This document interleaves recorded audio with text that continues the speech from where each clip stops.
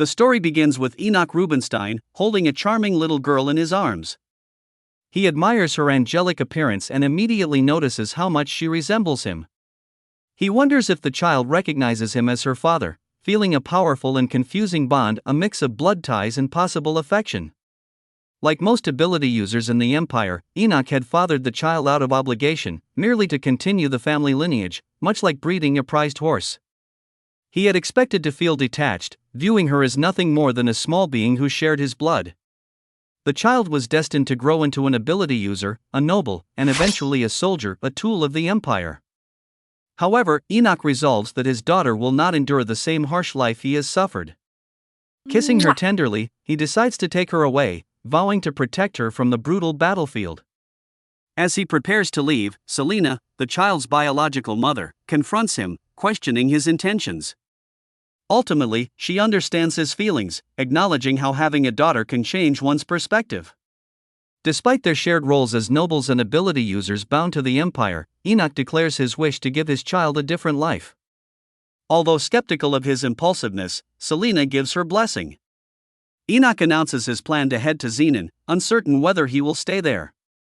That day, Enoch Rubinstein, the Empire's renowned swordmaster, disappeared, marking the start of a new chapter.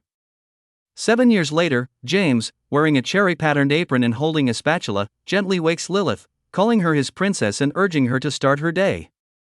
Despite her protests for 5 more minutes, he persuades her to brush her teeth and have breakfast, teasing her with her favorite chicken and egg dish. Lilith quickly notices the broccoli in her meal and adamantly refuses to eat it, declaring her dislike for the vegetable.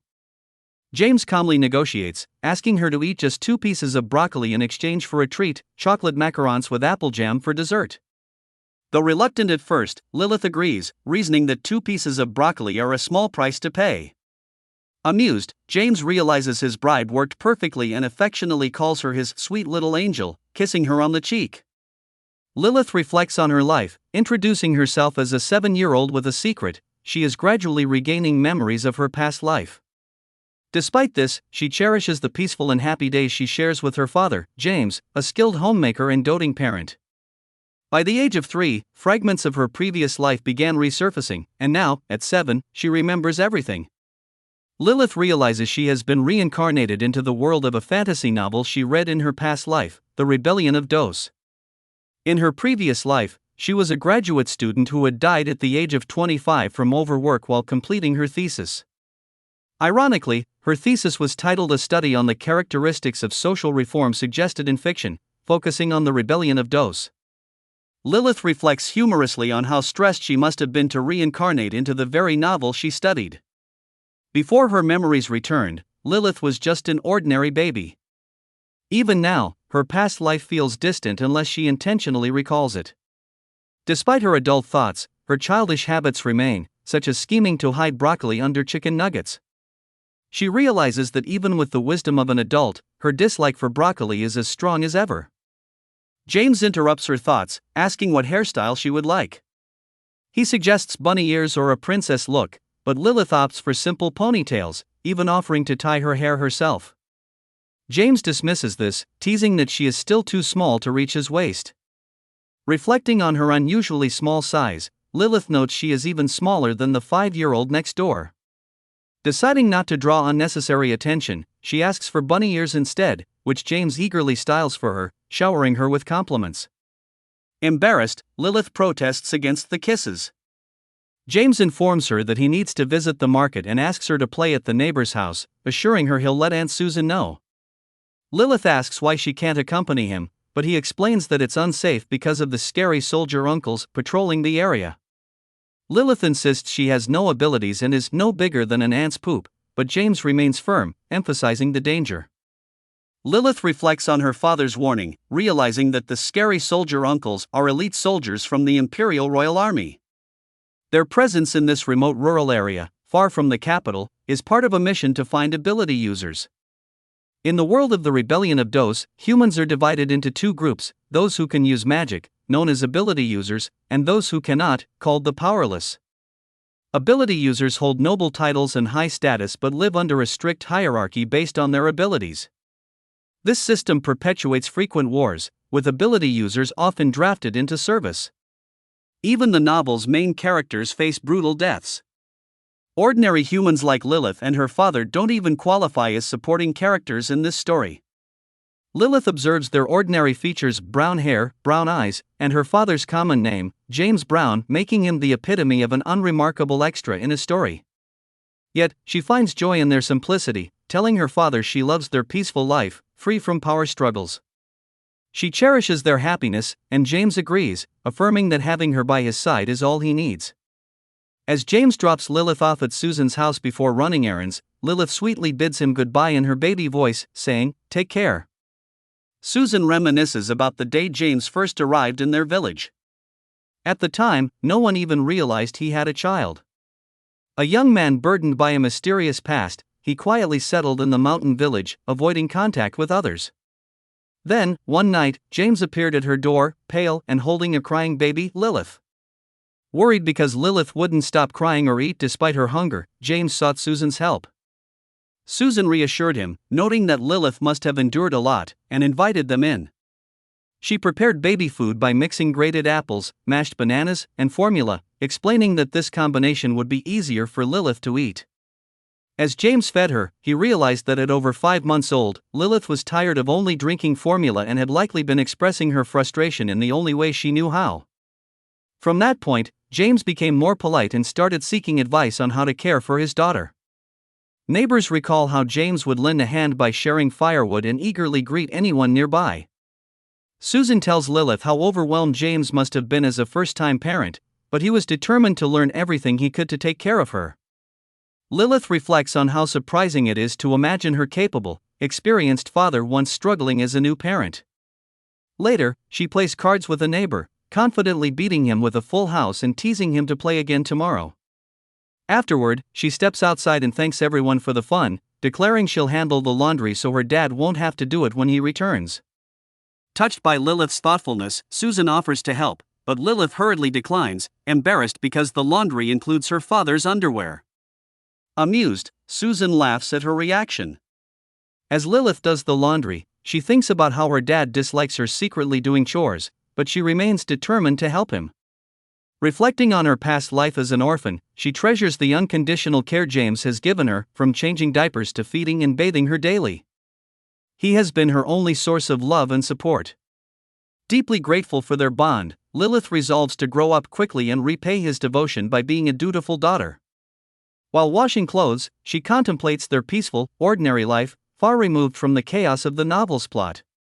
Though powerless in a world where such individuals are often overlooked, she considers this life far better than her past one and views her reincarnation as a blessing.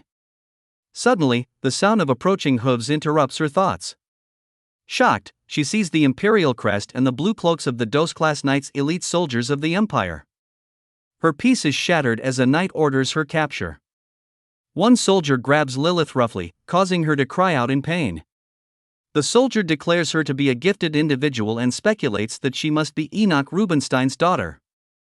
Stunned, Lilith protests and insists they've made a mistake, but the soldiers press her, demanding to know Enoch Rubinstein's whereabouts. Confused, Lilith responds that she doesn't know him, though she recognizes the name from the novel The Rebellion of Dos. In the story, Enoch Rubinstein is a central figure, a duke, a Dos-ranked Holy Knight, and the commander of the Dos Holy Knight Order, the Empire's most powerful military force. He is a swordmaster renowned for his strength and driven by vengeance after losing his young daughter to the imperial family. Lilith wonders why his name is being connected to her. She recalls that Enoch Rubinstein adopted Jessie, one of the novel's main protagonists. Jessie is one of 2 central characters, and based on current events, the timeline seems to be set before the original story begins, when Enoch's daughter might still be alive. However, Lilith dismisses this as irrelevant. As the soldiers interrogate her, Lilith tries to clarify the situation, insisting there's been a misunderstanding. When one soldier roughly handles her, she complains about her discomfort and asks to be set upright, noting her head is spinning. Observing the soldier's black hair and blue eyes, she feels a vague sense of familiarity, recalling a character in the novel with a similar appearance. However, she quickly focuses on the danger at hand. Lilith firmly denies being related to Enoch Rubinstein, explaining that he is a duke, a holy knight, and a swordmaster with silver hair and blue eyes. She insists her own silver hair and blue eyes come from her mother, who left long ago, and that her father is James Brown, an ordinary man. A soldier, surprised by Lilith's articulate explanation, comments on how educated she is. At that moment, James arrives, shouting for Lilith. Hearing her father's voice, Lilith calls out, "Daddy!" James confronts the soldiers, threatening them to release Lilith immediately if they value their lives. Lilith panics at her father's reckless actions, horrified that he would challenge high-ranking nobles, knowing the consequences could lead to their immediate execution. Worse, he has openly threatened to kill them. Trying to calm the situation, Lilith quickly intervenes. Folding her hands in a pleading gesture, she explains to the soldiers that her father cannot live without her and must have momentarily lost his senses. She begs for their understanding, emphasizing that her father is a simple, struggling 27-year-old single parent living in a remote mountain village and earning a modest living by collecting firewood with his young daughter. The soldiers seem unmoved. One hands Lilith to another and dismounts his horse. Lilith pleads desperately for her father, begging them not to harm him, but the soldier dismisses her appeals, stating that James's true identity cannot be denied. James, however, remains defiant, demanding they release his daughter. The soldier formally addresses James as Enoch Rubinstein and informs him that the emperor has ordered him to return to his post and fulfill his duties. Shocked, Lilith protests, insisting her father's name is James Brown, not Enoch Rubinstein. The soldier ignores her and continues, accusing James of being missing for 7 years and explaining that under military law, deserters are treated as fugitives and Class 1 criminals. However, due to James's past loyalty and extraordinary abilities, the emperor has shown rare leniency, refraining from issuing an arrest warrant or confiscating his titles and wealth. Lilith listens in confusion, struggling to understand the soldier's words. The soldier elaborates that all of James's prior offenses have been overlooked, but refusing the emperor's command will lead to his death. He repeats the emperor's orders for Enoch Rubinstein to return to the order and resume his duties. Lilith is stunned, internally questioning why her father's name is being linked to the emperor. Meanwhile, James reflects on the situation, recognizing the soldier's thinly veiled mockery of nobles and the royal family, actions that could have serious consequences. Unfazed, James responds with biting sarcasm, criticizing the emperor's manipulative actions.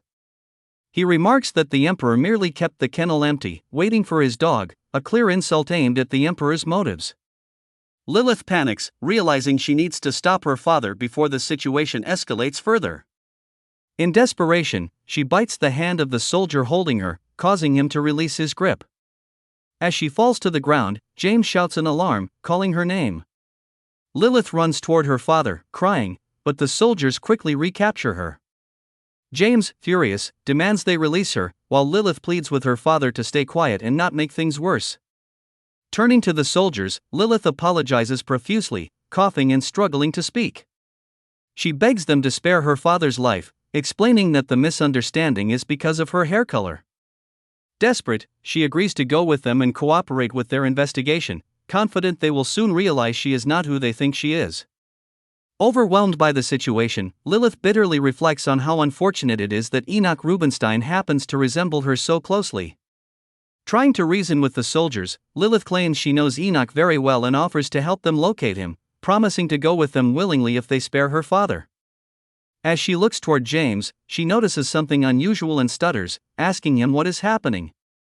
Recalling his life as a simple, humble single father raising her in a mountain village, Lilith begins to question everything she thought she knew about him. Could James Brown truly be the man they are seeking? One of the soldiers orders his companion to ensure Lilith isn't harmed and to step back. The companion complies, leaving Lilith in stunned realization James is indeed the person they have been searching for.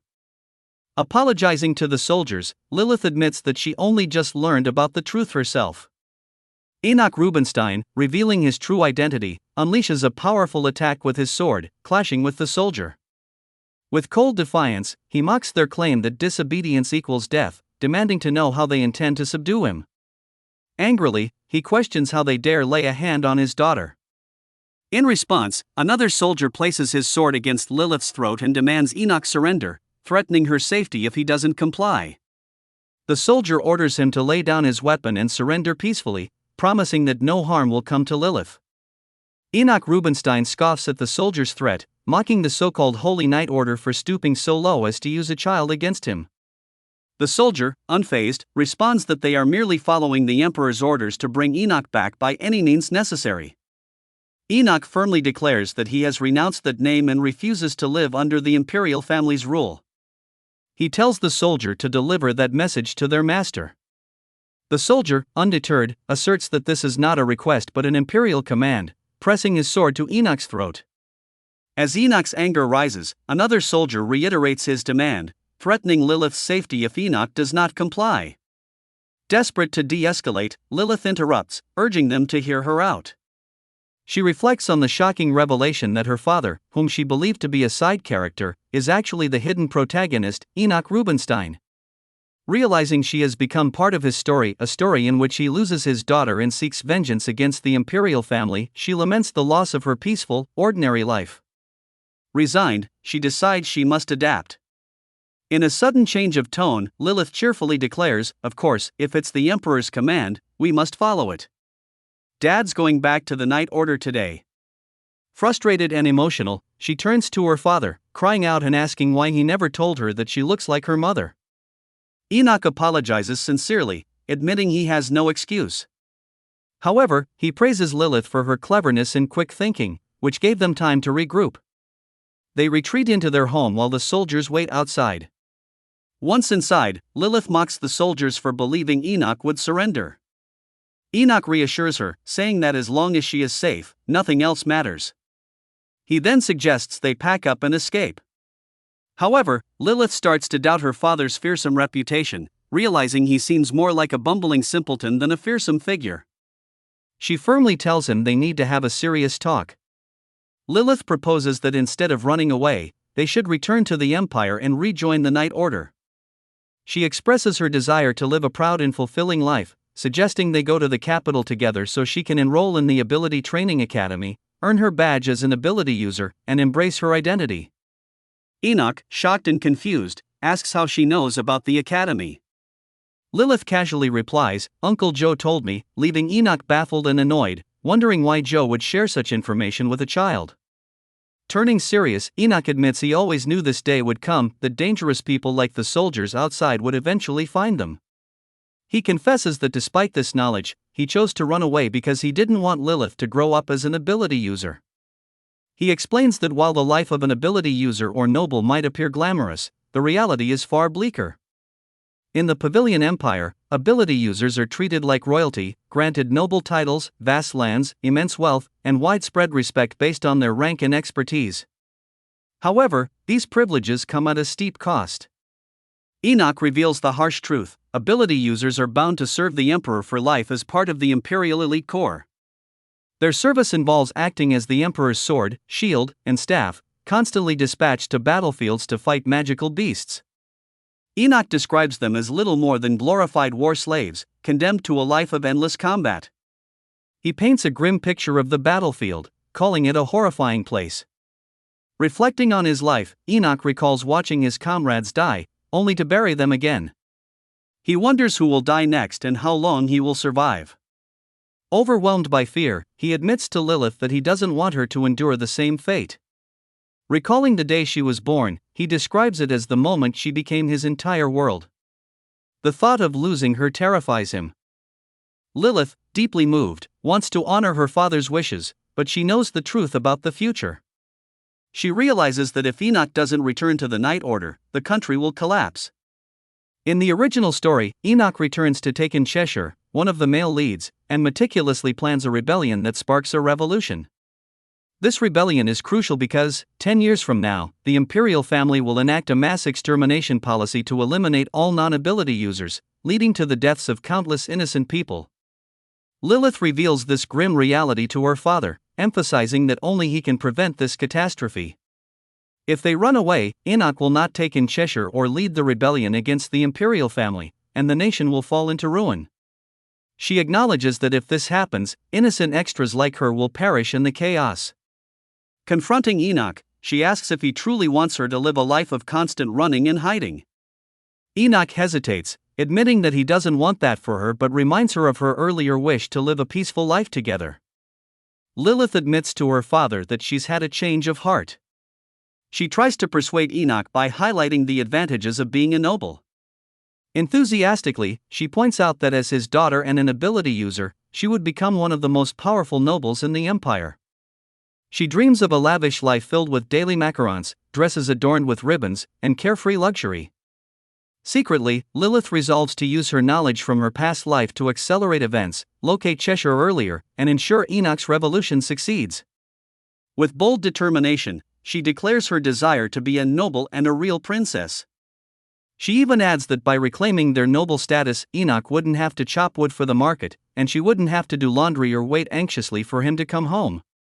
Enoch, exasperated, reminds her that he's repeatedly told her not to do laundry, but she always does it anyway. Lilith, emotional and frustrated, confronts her father with tears in her eyes. She apologizes for her behavior but questions why he kept the truth from her. She accuses him of denying her the chance to decide her own future, insisting that he never considered her opinion about living as an ability user. Stunned, Enoch tries to comfort her, calling her princess, but Lilith defiantly declares she doesn't want just him to call her that, she wants to be a real princess. In anger, she claims she's not James's daughter but the daughter of Duke Enoch. She even threatens to ask the soldiers to take her away if Enoch refuses to return to the empire. Shocked by her determination and bold words, Enoch hesitates before finally giving in to her demand. As they travel in a carriage, Lilith looks out the window at their cottage, feeling nostalgic for the home filled with her childhood memories. She realizes her peaceful life as a countryside extra is officially over and wonders what lies ahead in her new life. Enoch notices her unease and checks on her. Suddenly, Lilith spots something unusual outside and asks about it. The soldiers inform them that werewolves have been sighted nearby, which surprises Enoch, as they are supposed to remain near their habitat. When the werewolves approach the village, Enoch steps out of the carriage, warning Lilith to stay inside and not to move or peek under any circumstances. Lilith, panicked, asks where he's going, but Enoch sternly instructs a soldier to shield the carriage, threatening, "If I find even a scratch on my daughter, you're dead." When the soldier tries to dissuade him, Enoch impatiently retorts, "How long do you expect me to wait while you take care of one werewolf at a time?" Facing the werewolf alone, Enoch readies his sword. Lilith watches anxiously through the carriage window and pleads with the soldier, "Uncle, why are you just watching? Help him." The soldier calmly responds, "He'll handle it himself." Lilith is both shocked and confused by his confidence. With swift precision, Enoch attacks the werewolf, slicing it cleanly in two with a single strike. Lilith, witnessing the scene, is awestruck. Seeing her father's strength firsthand is vastly different from reading about it in a story. She reflects on his incredible legacy, the strongest individual in the world, hailing from a noble family renowned for producing top-tier ability users. Enoch Rubinstein, the Empire's only swordmaster, known as the Silver Wolf of the battlefield and an undefeated soldier, is an indomitable force. After defeating the werewolf, Enoch scolds the soldiers for not shielding the carriage. Meanwhile, Lilith remains stunned, realizing just how powerful her father truly is. To her, he seems like an abnormal existence, and she finally understands why he is the protagonist of this story. When a soldier casually remarks on the waste of mana, Enoch responds in frustration, while Lilith reflects on how her life has suddenly transformed. She is now the daughter of the strongest man in the world. Later, they arrive at the South Alisha temple to use the warp gate to travel to the capital. Since commoners cannot enter the capital in regular clothing, Lilith changes into luxurious attire and marvels at the softness of the fabric, embracing her newfound noble status. The soldiers tease Lilith, asking if Duke Enoch Rubinstein is strict with her. They jokingly inquire whether he starves or scolds her and if she's ever been hit. Innocently, Lilith shares that the only times she's been scolded were for hiding broccoli under her chicken or sneaking chocolate after brushing her teeth. The soldiers chuckle, remarking that Enoch must be strict, given his fearsome reputation. When Lilith asks if her father is truly as scary as they say, the soldiers recount a tale of Enoch supposedly ripping apart bears with his bare hands, leaving her shocked. They also describe him as a cold and distant leader, though they mention that a few have managed to get close to him. Lilith then notices someone ahead and recognizes him as Axion Libra, a significant character from the original story. Axion became the commander of the Knights 7 years ago after Enoch disappeared. In the future, he will be a key ally of Enoch and a crucial figure in the revolution. With his striking appearance, Lilith thinks there's no way Axion could ever be just an extra. Meanwhile, two soldiers quietly discuss how Enoch nearly killed Axion earlier, commenting that it could have turned into a murder if things had gone differently. Excitedly, Lilith runs toward Enoch, observing his outfit and thinking he exudes the aura of a protagonist even without her knowledge of the story. Enoch, seeing her approach, becomes overly dramatic, calling her his angel and marveling at her beauty. He laments that while she looks divine, he is always dressed in what he calls rags. Embarrassed, Lilith awkwardly apologizes, assuring him his clothes aren't that bad. Axion, observing Enoch's behavior, finds it over the top and suggests they leave immediately to save time. Enoch ignores him and affectionately asks Lilith for a kiss. Before anything happens, a sudden pink aura surrounds them as priests appear. One of them addresses Enoch, saying, "Duke Enoch, you really have returned." Enoch greets the priest respectfully, saying, "It's been a while, Your Excellency." The priest blesses him with the grace of prayer. Another priest hesitantly asks if Enoch plans to return home immediately, suggesting they hold a brief homecoming ceremony. Since preparations had been made upon receiving notice of his possible return, a priest suggests holding a brief homecoming ceremony. Enoch politely declines, stating that the imperial family will host an official ceremony later, so they can meet again at that time. He adds that the day's journey has been long, and he's concerned that his daughter Lilith might be tired. Enoch, Lilith, and the soldiers arrive in the bustling capital. Lilith is awestruck by the lively crowd and the grandeur of the city. Enoch advises her not to wander off and suggests riding in the carriage since their house is a 15-minute walk away. He even offers to carry her, but Lilith declines, eager to explore the capital on foot. Enoch agrees but reminds her to let him know if her legs start hurting, and she promises to do so. Lilith resolves to focus on staying true to the original storyline to prevent further deviations, especially after her earlier actions disrupted the flow of events. Observing Enoch Rubinstein, the protagonist of the novel, she notes that he is no longer consumed by vengeance over the loss of his daughter. As they proceed, a man kneels before Enoch, greeting him reverently and invoking Primera's blessings. Another man follows suit, but Enoch curtly interrupts, saying, "That's enough." Lilith reflects on the extreme nature of the empire, where people grovel to greet nobles, disregarding human dignity. She realizes this oppressive environment is what sets the stage for Enoch Rubinstein's eventual revolution. Lilith concludes that her first task is to ensure Enoch meets the other protagonist, Cheshire, as their partnership is essential for the rebellion's success.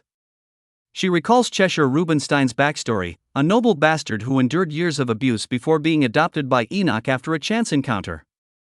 In the original story, Cheshire is one of the strongest characters, second only to Enoch, with the rank of swordmaster in the Dos Mage Knight Order. However, Lilith identifies a major issue. The novel never detailed the pivotal meeting between Enoch and Cheshire, leaving her clueless about how to recreate it.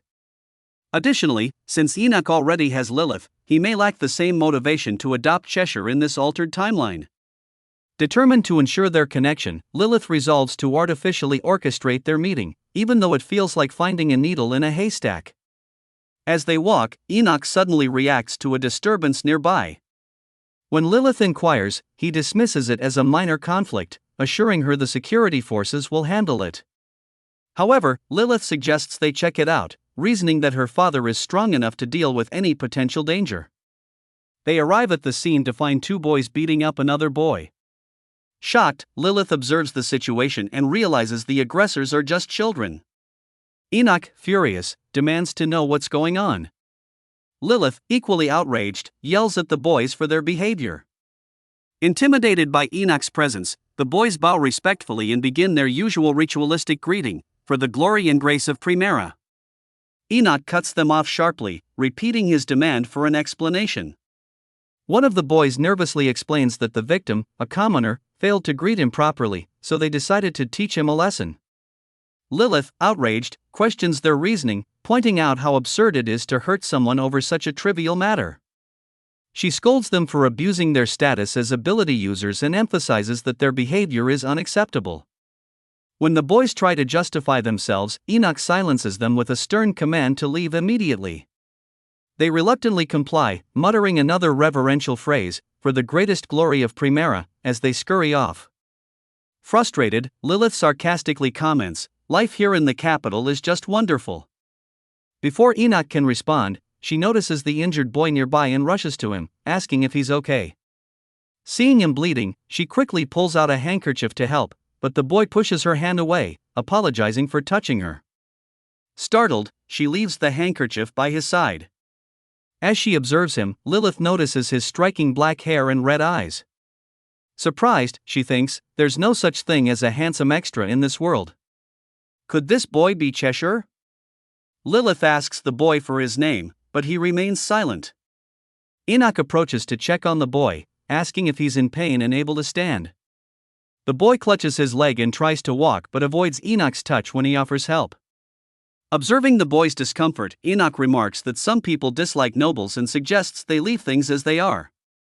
Lilith reluctantly agrees but reflects that this moment must be the pivotal meeting between Enoch and Cheshire as described in the original story. She silently resolves to ensure their bond develops as intended. As they leave, Lilith cheerfully addresses Enoch as her father and asks if she's allowed to be friends with anyone she wants. Surprised, Enoch questions her meaning. She expresses concern that being a noble might restrict her from befriending commoners. Enoch reassures her, saying, "It doesn't matter whether someone is a noble, a commoner, an ability user, or powerless. As long as you're happy, you can be friends with anyone." Relieved, Lilith mentions the boy they encountered earlier, admitting she keeps worrying about him. She expresses a desire to find him, check on his injuries, and talk to him. Amused and touched by Lilith's kindness, Enoch laughs warmly and remarks that he has truly raised an angel. Lilith excitedly asks if he'll help her find the boy they encountered earlier. Enoch assures her that he will, saying he could never refuse his princess. Overjoyed, Lilith enthusiastically thanks him, calling him the best. Internally, she reflects on the original storyline and reassures herself that if it's still intact, Cheshire should currently be at Maris Onyx's estate. Resolving to find him as soon as possible, she tells herself to wait just a little longer. The scene shifts to Maris Onyx's estate, where a heated argument takes place between two men. One man angrily questions Jonathan's decision to keep the boy in the house, expressing frustration about having the child around. Jonathan explains that recklessly throwing the boy out could lead to serious consequences. He warns that if the Empire's random ability user check identifies the boy's powers, his lineage would be investigated, exposing him as Jonathan's illegitimate child. This would tarnish Jonathan's reputation, branding him as a noble who fathered a child out of wedlock and abandoned him. To avoid this disgrace, Jonathan proposes keeping the boy hidden and raising him in secret. The other man, disgusted, suggests killing the child discreetly, claiming he can't bear to share the same heir as the boy. Jonathan firmly rejects this idea and warns the man not to interfere further. Furious, the man leaves without another word, calling the boy a filthy brat and showing no regard for his well-being. Meanwhile, the boy, trapped in his thoughts, reflects on his exhaustion and growing doubts about his abilities. He wonders if someone like him, born of an ability user, could even possess powers. As despair consumes him, he briefly contemplates ending it all but admits to himself that he's too afraid to go through with it.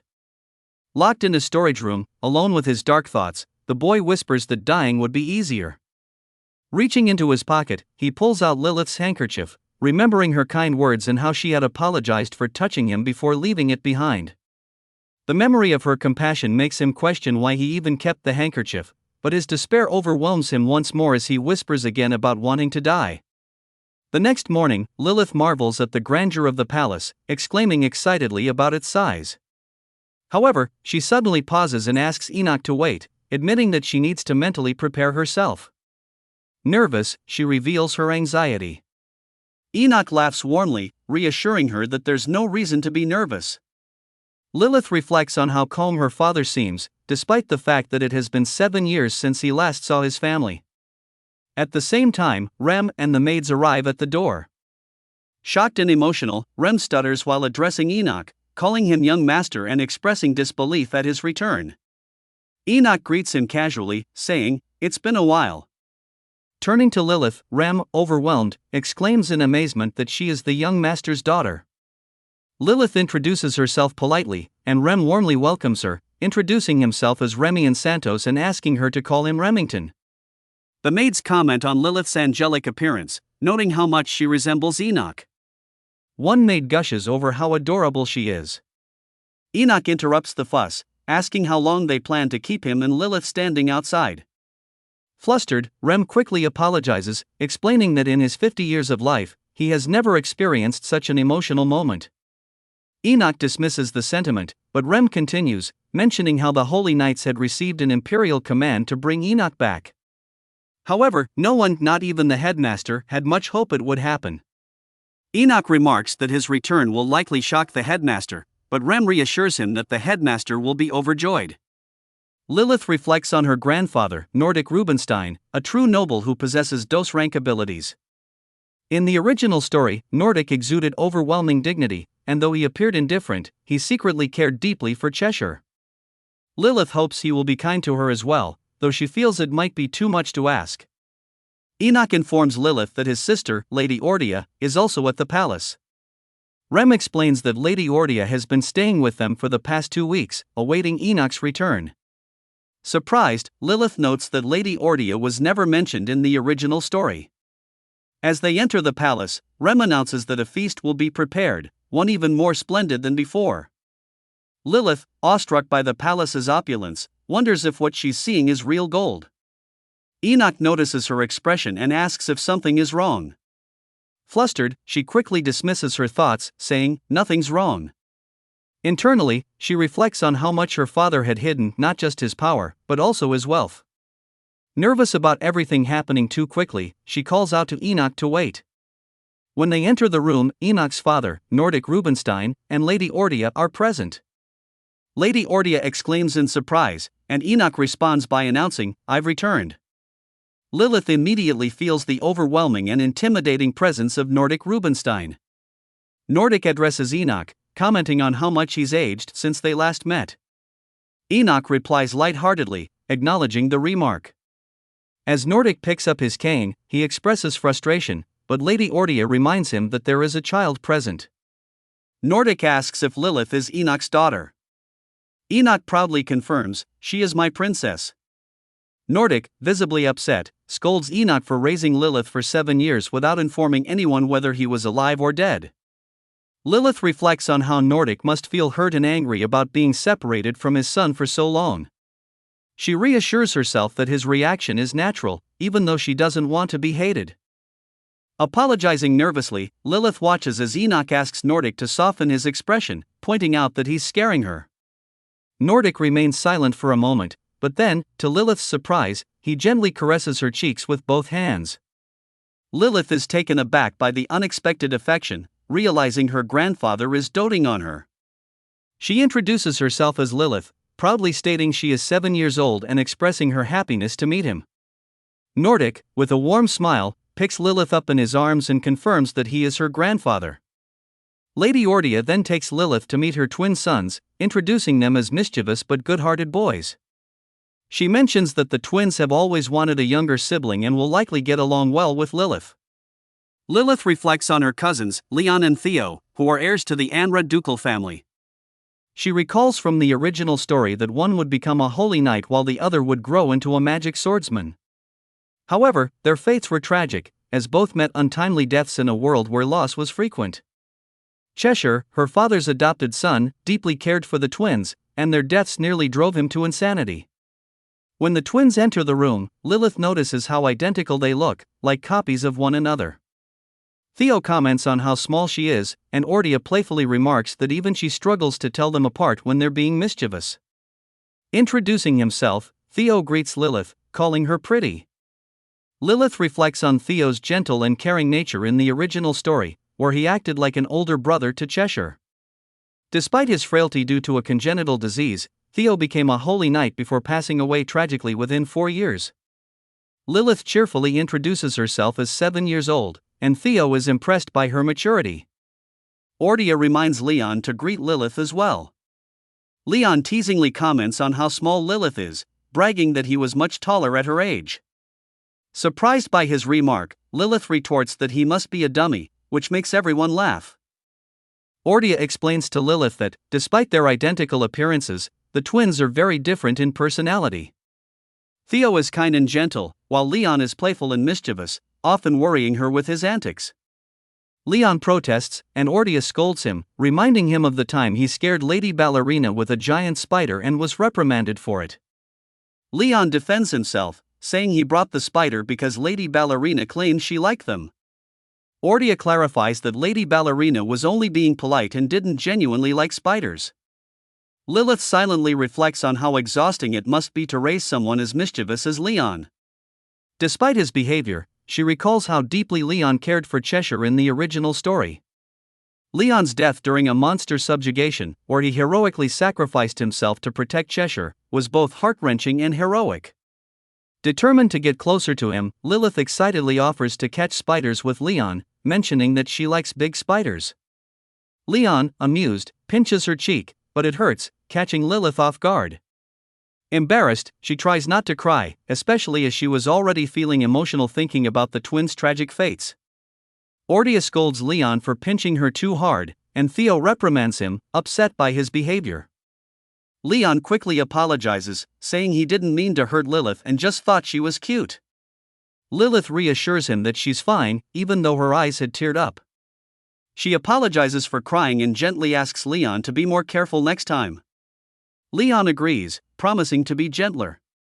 Later, everyone gathers in the dining room. Lilith is amazed by the lavish spread, overwhelmed by the variety of dishes. A servant addresses the group, inviting them to enjoy their meal. Ordia encourages Lilith to eat as much as she likes. Enthusiastically, Lilith agrees but struggles to decide where to start, eventually deciding to follow Leon's lead since he's sitting next to her. As the meal begins, Ordia notices Nordic's arrival. She asks about Enoch, and Nordic replies that Enoch will join them shortly after unpacking. He suggests they start eating without waiting for him. Nervously, Lilith begins eating, finding it hard to even taste the food because of her anxiety. During the meal, Nordic sternly addresses Leon, calling his name. Leon immediately responds, "Yes, Grandpa." Nordic mentions hearing about Leon's recent trouble, prompting Ordia to explain that Leon has already apologized to Lady Ballerina. She adds that she plans to have tea with her to smooth things over further. Lilith, recalling the earlier mention of a giant spider, realizes the incident must have been more serious than she first thought. Nordic then turns back to Leon, mentioning that while Ordia caused her share of trouble in her youth, Leon has managed to create quite a stir as well. He emphasizes the importance of being a Rubenstein and reminds Leon that, at 12 years old, he should understand the weight and responsibility of their family name. Leon respectfully acknowledges his grandfather's words, replying, "Yes, Grandpa." Nordic continues his lecture, urging Leon to always review and check his actions carefully, avoid reckless behavior, and maintain proper etiquette as a noble who sets an example for others. Leon humbly apologizes, acknowledging his mistake. Meanwhile, Lilith silently observes the exchange, reflecting on her grandfather's strict adherence to decorum and noble values. She thinks to herself how closely Nordic aligns with his depiction in the original story, a perfect example of a noble who lives by etiquette and despises anything undignified. This moment leaves Lilith feeling overwhelmed. She quietly takes in the scene, her emotions swirling as she reflects on the sheer magnitude of her new life and the responsibility that comes with it.